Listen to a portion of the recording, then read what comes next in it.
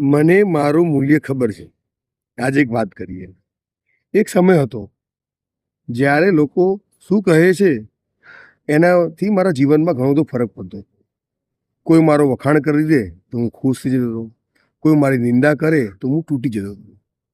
પણ મેં એક દિવસ વિચારીને વિચાર કર્યા. લોકોના નજરિયા બદલે છે. લોકો આજે કંઈક કહે છે, કાલે કંઈક કહે છે. પછી મને મારી ઓળખ ખબર પડી, મારી કિંમત ખબર પડી, અને ત્યારથી હું અંદરથી બદલાયો. અને મને ત્યારે મારું સાચું મૂલ્ય ખબર પડી.